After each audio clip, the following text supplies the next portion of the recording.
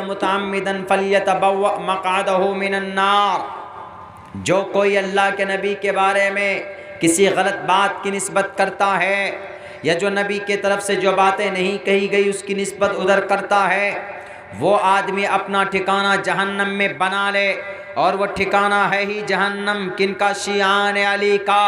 हज़रत अली को सब कुछ मानते हैं, अम्मा आयशा के ऊपर तुहमत लगाते हैं बदकारी का। हालांकि कुरान करीम में साफ लफ्ज़ों में एक्सप्लेन किया है, मोहम्मद रसूलुल्लाह औरत के दीवाने होते तो आप अलैहिस्सलातु वस्सलाम की शादी, मैंने पहले भी बताया, नौजवानों तुम्हें भी पता होना चाहिए, आप भी याद रखो, आप अलैहिस्सलाम की पहली शादी 11 है इसलिए पहली बोल रहा हूँ, पहली शादी 25 साल की उम्र में हज़रत खदीजा से होती। हज़रत खदीजा की उम्र उस वक्त 40 साल थी, यानी 15 साल आप अलैहिस्सलाम से बड़ी औरत। और आपके निकाह में आने से पहले 2 मरतबा बेवा हो चुकी थी, मुअम्मर भी थी और उनसे पहले बच्चे भी हो चुके थे, उनसे पहले औलाद भी थी। लेकिन नबी से निकाह के बाद आप अलैहिस्सलाम ने पूरे 25 साल से लेकर 54 साल तक पूरी जवानी हज़रत खदीजतुल कुबरा रज़ी अल्लाह ताला अन्हा के साथ आपने बिता दिया। वसीम रिज़वी ना हंजार मलऊन, तुम्हें सोचना चाहिए, अगर नबी अय्याश होते तो जवानी की उम्र में कुंवारी लड़कियों से शादी करते। जैसे श्री कृष्ण जी ने, उनके बहुत सारे दासी थे, उनके बहुत सारे गोपियाँ थी और बहुत सारे, जैसे राजा भूपेंद्र सिंह के महाराष्ट्र, ऑस्ट्रेलिया और पूरी दुनिया के कॉस्मेटिक का सामान लाकर अपने घर में रखते थे और अपने पसंद से, अपनी मर्जी से औरतों की शक्लों के अंदर प्लास्टिक सर्जरी करवाया करते थे। उनके ऊपर इल्ज़ाम नहीं लगाते हो। मोहम्मद रसूलुल्लाह की उम्र 25 साल से लेकर 54 साल तक आपने एक बूढ़ी औरत के साथ पूरी ज़िंदगी बिता दी। अगर औरत के साथ आपको ज़िंदगी बिताने का अगर शौक़ होता तो सबसे पहले जब ख्वाजा अबू तालिब के पास उतबा, शैबा, वलीद, हंज़ला, मुग़ीरा पहुँचे थे और कहा था कि ए ख्वाजा अबू तालिब, तुम अपने भतीजे को रोक लो, नए दीन की तबलीग कर रहा है, तुम मना कर लो। हम उनको अगर कोई औरत चाहिए तो अरब के तमाम कबीलों की खूबसूरत औरतों को जमा करता हूँ, मोहम्मद जिससे चाहे शादी कर ले। लेकिन दुनिया जानती, मोहम्मद रसूलुल्लाह ने कहा कि चचा ये तो कुछ भी नहीं है, ये तो कुछ नहीं। अगर ये लोग मेरे हाथ में चांद सूरज को लाकर रख दें, चंद्रमा और सूर्य को मेरे हाथ पर लाकर पटक दें, मैं तब भी अल्लाह के उस काम से बाज नहीं आ सकता जिस काम के लिए मुझे मेरे अल्लाह ने नबी और रसूल बनाया है। लाखों इल्ज़ाम लगाओ वसीम रिज़वी, तुम्हें मरने के बाद तुम्हें तुम्हारे अल्लाह के पास जवाब देना होगा। वो तुम्हारे इमाम साहब जो छुपे हुए हैं ना गार में, वो जब आएंगे 10 पारे लेकर, उस वक्त भी तुमको वो सवाल करेंगे कि हम तो दीवाने मोहम्मद के थे, हम तो आशिक, हम तो दीवाने कुरान के थे, हम तो दीवाने अहादीस रसूल के थे, हमने कभी इल्ज़ाम नहीं लगाया, तुम्हारी जुर्रत कैसे हुई? तो उस वक्त वसीम रिज़वी कहेगा, नहीं जनाब, हम तो मजबूर थे, हम तो भारतीय जनता पार्टी के ग़ुलाम थे, हम पर केस हो गया था। और सबसे बड़ी बात यही है कि उन पर केस हुआ है, सीबीआई इंक्वायरी बैठी थी, अब इनको दिन में तारे नज़र आते हैं, तो अपने उन खुदाओं को खुश करने के लिए अनाप शनाप बके जा रहे हैं। इनकी बीवी भी छोड़कर इनको चली गई, इनके बेटे भी छोड़कर चले गए। जिनके बीवी बाल बच्चे सब छोड़कर चले जाते हैं उनको क्या बोलते हैं? उनको बोलते हैं रंडुआ। रंडुआ हो गया है, दुनिया में ही अजाब उस बंदे को। आप अलैहिस्सलाम ने अगर 11 शादियां की, आपने औरत को क्या मकाम दिया पता? वेदों के अंदर साफ लफ्ज़ों में अधे पश्यस्तिमो परि संतरम पादको हर माते कौशल पको, अधे अधे पश्यस्तिमोत प्रेमा माते कौशल पको, वेदों में तज़किरा। और ये फजीलत कब दी गई? औरत को ये मकाम कब मिला? जब औरतों को जिंदा दफन करते थे तो मोहम्मद रसूलुल्लाह ने कहा कि स्टॉप किलिंग द वुमेन, बंद करो औरतों को मारना। औरत नापाक समझते थे। आज भी जुडाइज़म में, यहूदी के अंदर में औरत को कहते हैं कि औरत नापाक, शैतान की आत्मा से औरत तैयार होती, ये कॉन्सेप्ट है। लेकिन मोहम्मद आए तो मकाम दिया। और पता है आप अलैहिस्सलातु वस्सलाम की 11 बीवियों में कुंवारी कितनी बीवी है? हम मुसलमान, हमें पता होना चाहिए, एक बीवी कुमारी जिनका नाम सैयदा आयशा सिद्दीक़ा रज़ी अल्लाह ताला अन्हा, 9 साल की उम्र में निकाह हो गया। अब बहुत से लोग बोलते हैं देखो तुम्हारे मोहम्मद एक छोटी बच्ची से निकाह किया। अरे छोटी बच्ची से निकाह नहीं, वहाँ 9 साल की उम्र में ही बालिग, आब व हवा के एतबार से वहाँ 9 साल की उम्र में बच्चियाँ इस तरह दिखने में लगती हैं कि जैसे ये बच्चे बालिग हो गई। कहाँ? अरब कंट्रीज़ के अंदर। जैसे हमारे भारत के अंदर में बच्चियाँ 12 साल की उम्र में होती हैं बालिग, और ये 12 साल में होती हैं। और शरई एतबार से आप उधर अमेरिका में चले जाए, यूरोप कंट्रीज़ में चले जाइए, वहाँ 13 और 14 साल की उम्र में होती है। आब व हवा का एतबार होता है। बहुत से जगहों के ऊपर में बच्चे 20 साल के हो जाते हैं लेकिन दिखते हैं कि छोटे। बच्चे 20 साल के हो जाते हैं, बहुत से कंट्री में ऐसा लगता है जैसे बहुत ज़्यादा उम्र हो गई। तो हज़रत आयशा 9 साल की उम्र में कुंवारी से शादी हुई। उसके बाद इनके अलावा जितनी भी औरतों से आपने शादी की, आपने हर तरह से शादी की। मर्द किससे शादी करता है? या तो मालदार फैमिली में करता है, ऊंचे घराने में करता है। तो मोहम्मद रसूलुल्लाह की 6 बीवियां ऊंचे घराने में यानी कुरैश में ही थी। उसके बाद आपने फिर और जो शादी है, या आदमी शादी करता है किसी गरीब फैमिली में, तो आपने गरीब फैमिली में भी शादी की, नीचे तबके में, नीचे बिरादरी में शादी की। और आपने बुरी औरत से, खदीजा से शादी की, जवान से शादी की, कुंवारी से शादी की, आयशा से शादी की। आप अलैहिस्सलाम ने तेज़ मिजाज औरत से भी शादी की। हज़रत हफ्सा तेज़ मिजाज, झगड़ालू, जिसे हम बोलते हैं ना झगड़े करते हैं बहुत ज़्यादा, तो उनको झगड़ालू नहीं, उनको कहेंगे कि तेज़ दिमाग की थी, बहुत ज़्यादा गर्म मिजाज की थी।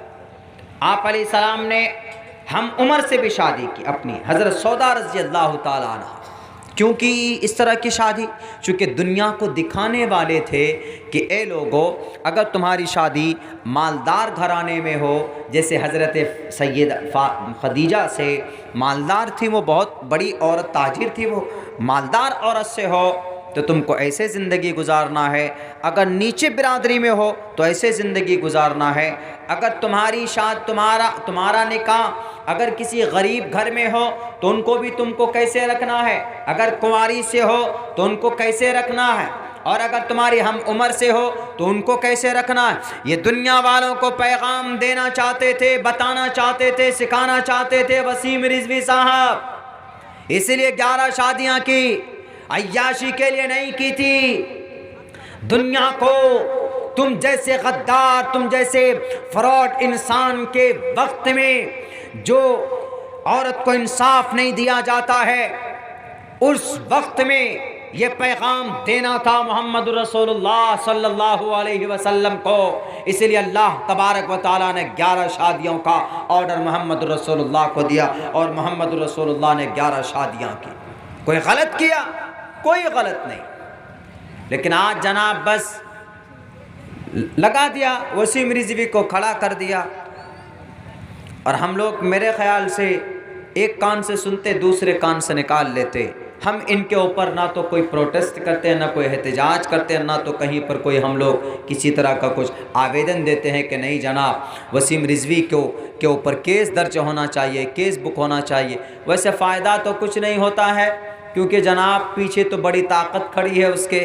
वसीम रिजवी साहब को खड़ा किया कि दंगे होंगे, फसादात होंगे, और उसके बाद हिंदू मुसलमान होगा, और मौजूदा वक्त में हिंदू भाइयों को कहेंगे कि देखो हिंदुओं, तुमको सिर्फ भारतीय जनता पार्टी बचा सकती है, तुमको सिर्फ मोदी और योगी जी बचा सकते हैं, वही आए हैं ईश्वरीय अवतार लेकर इस ज़मीन पर, इस धरती पर, और वही तुमको बचा सकते हैं। देखो ये हिंदू मुसलमान तुमको काटने पर आ गया, अभी दंगा शुरू हो गया। जितने भी दंगा हुए, गुजरात का दंगा हुआ पॉलिटिकल सियासी नीयत, और मुजफ्फरनगर में फसादात हुए सियासी अगराज व मकासद से। जहाँ जहाँ पर भी दंगे फसादात होते हैं, सियासी अगराज व मकासद होते हैं, ताकि दंगा और फसाद हो और हिंदू मुसलमान हो जाए, और हिंदू भाई को ये कहने में आसानी हो कि देखो हिंदुओं, अगर तुमको बचाना है इस मुल्क को मुल्लाओं के हाथ में जाने से, तो तुम इस मुल्क में तुमको बचा सकती है कोई, तो फलां पार्टी बचा सकती है, ये पार्टी तुमको ख़त्म करने में लगी हुई है, ये मकसद होता है उनका। लेकिन मैं कहना चाहूँगा भारत के हमारे हिंदू भाइयों से और मुसलमानों से भी, और खुसूसन वसीम रिजवी से कि वसीम रिजवी तुम अपने नापाक साजिश में तुम कामयाब नहीं हो पाओगे और होवोगे भी नहीं, इसलिए कि अब मुसलमान भी हिंदू भी बेवकूफ़ नहीं, वो एक दूसरे से लड़ेंगे नहीं। वो समझ गए कि उत्तर प्रदेश में चुनाव है और मठ में बुलाकर उनको कहा गया, एक किताब बाज़ाब्ता लिखी गई, मेरे पास वो किताब जल्दी पहुंचने वाली है, मैं देखूंगा पढ़ूंगा, पूरी दुनिया के ग्रंथों से मैं उनके टोटल सवालात के जवाब दूंगा इंशाअल्लाह। मेरे पास किताब तो पहुंचने दीजिए, मैं बताऊंगा कि कौन से ग्रंथ का हवाला चाहिए कि मोहम्मद मानसिक एतबार से बीमार थे या मोहम्मद ढोंगी थे या मोहम्मद आशिक़ वुमन थे। सारी किताबों का हवाला रखूंगा, मेरे पास दुनिया की सारी ग्रंथ हैं। मैं बताऊंगा उस कमीने को, उस मलून को, उस फसादी को, उस दज्जाल के चेले दजल करने वाले को,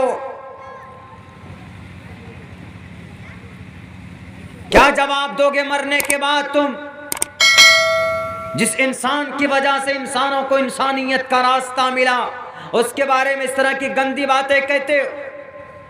मेरे भाइयों, मैं बोलता हूं, कुछ लोगों को मिर्ची लगती लगे। अभी जो प्रोग्राम था हमारा मंठा में, वो प्रोग्राम ऐन वक्त में कैंसिल हुआ, ऐन वक्त में। टीपू सुल्तान की तस्वीर, मेरी तस्वीर पूरे 2 किलोमीटर दूर पहले से लगाया हुआ था। अभी ये 15 तारीख का प्रोग्राम पहुँचे, हमारी फ़्लाइट यहीं से थी दरभंगा से, तो दरभंगा गए, वहाँ से हैदराबाद गए, वहाँ से फिर वहाँ महाराष्ट्र पहुँचे। प्रोग्राम होना था कि उसी दिन सुबह सुबह आकर वो जो वहाँ का PIA होता है SHO, उसने कहा जलसा कमेटी से कि आप लोग ये प्रोग्राम पोस्टपोन कर दीजिए। ऊपर से DGP का, DIG का, IG का, फला का हम पर प्रेशर है, हम ये प्रोग्राम इसलिए आपसे गुजारिश रिक्वेस्ट करते हैं कि ये कैंसिल कर दीजिए। कहा कि क्यों? क्योंकि वो जो तस्वीर लगी थी तो वहाँ करीब में एक शहर अमरावती में दंगे हुए थे और ये दंगे कौन करवाए थे? RSS वालों ने। तो बंदी का ऐलान किया हुआ था उस दिन प्रोग्राम होता, बड़ा प्रोग्राम आप लोग करेंगे, तो वो लोग बंदी की बहाना बनाकर आपके प्रोग्राम का मिसयूज़ करेंगे, हाईजैक करेंगे। और ये जो मौलाना है ये RSS के ख़िलाफ़ बोलते हैं, RSS की पोल खोलते हैं। जाहिर सी बात है कि उनके तरफ से ये प्रेशर हम पर आ रहा, तो इसलिए बेहतर यही होगा कि आप इस प्रोग्राम को पोस्टपोन कर दीजिए। तो वो लोग हमारे पास पहुँचे,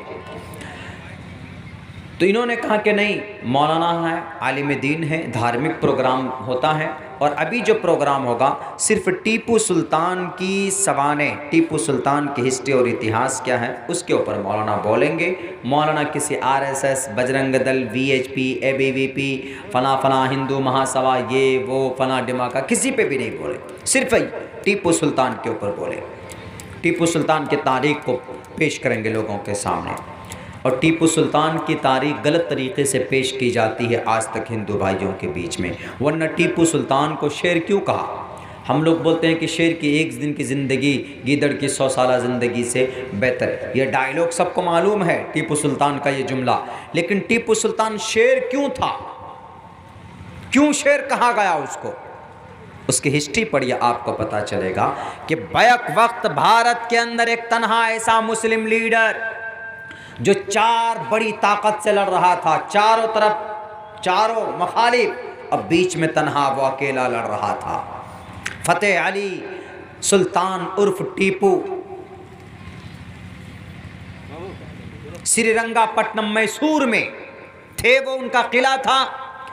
निज़ाम दक्कन मुस्लिम थे, टीपू के मुखालिफ नवाब मोहम्मद अली खां मराठा में, टीपू के मुखालिफ मराठा सेना मराठा में, महाराष्ट्र में वो टीपू के मुखालिफ, और अंग्रेज़ टीपू के मुखालिफ, चारों बड़ी ताकत टीपू सुल्तान के मुखालिफ। लेकिन टीपू सुल्तान ने कह दिया था कि ये चारों बड़ी जो ताकत है, अंग्रेज़ ने इन तीनों ताकतों को ख़रीद कर कहा कि टीपू को मजबूर करो, टीपू सुल्तान मजबूर होगा, वो हमसे हाथ मिला लेगा, हम इस देश में मुकम्मल तौर पर कब्ज़ा कर लेंगे और अपनी हुकूमत करेंगे। तो टीपू सुल्तान ने कहा कि कभी नहीं हो सकता। निज़ाम दक्कन को कहा कि निज़ाम, तुम मेरी मदद करो। उसने इनकार कर दिया। मोहम्मद अली, नवाब मोहम्मद अली को कहा, उन्होंने भी इनकार कर दिया। मराठा सेनाओं से कहा, उन्होंने भी इनकार कर दिया। और अंग्रेज़ तो था ही मुकाबले के लिए, अंग्रेज़ तो चाहता था कि लड़ाई हो। तो अंग्रेज़ ने टीपू सुल्तान का जो वज़ीर आज़म था, मीर सादिक, मीर मोइनुद्दीन, मीर कमरुद्दीन, इन तीनों को ख़रीद लिया। और ये चारों वो थे जो फ़ौजों के सिपह सालार थे। गोले जहाँ पर लगने थे, तोप में, मिसाइल में, तो उन गोलों के जगह मट्टी का गोला बनाकर डाल दिया था। कौन? टीपू सुल्तान का अपना बड़ा सिपह सालार मीर सादिक। गद्दारी की, बिक गया अंग्रेज़ों के हाथों, लालच दिया उनको पैसों का और अपने ईमान का सौदा कर लिया। जब मुकाबला होता है तो मेरे भाइयों 90 दिन तक लड़ाई चलती है श्रीरंगापट्टनम में।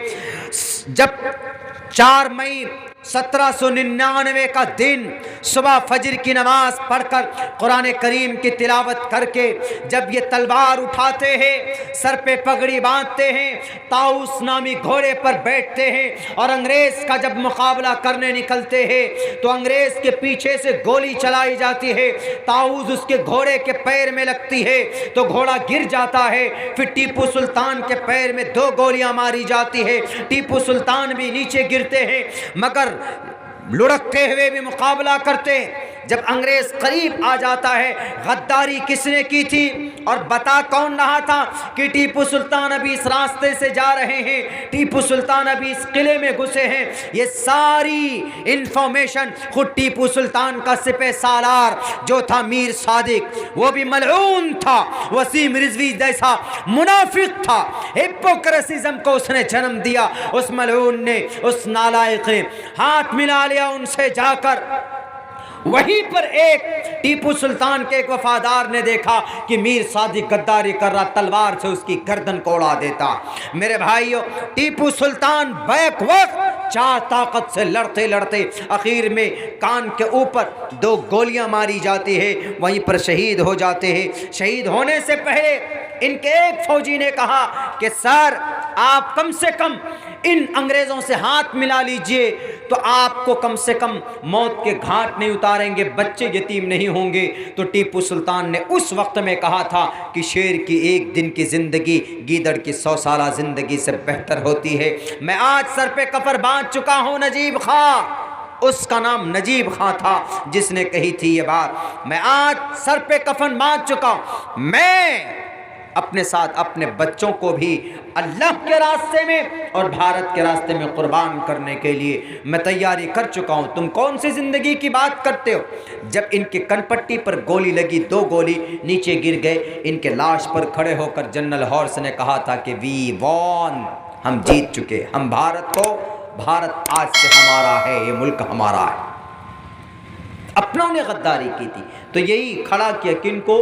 वसीम रिजवी को अपना बनाकर। बस इतनी बात जहन में बैठा लीजिए कि वसीम रिजवी अपना नहीं है, वसीम रिजवी काफिर है, वसीम रिजवी मुशरिक है। मेरे भाइयों, बस चूँकि मैं भी बहुत थका हुआ हूँ, सोया नहीं हूँ, लंबा सफ़र करके यहाँ तक पहुँचा हूँ, बस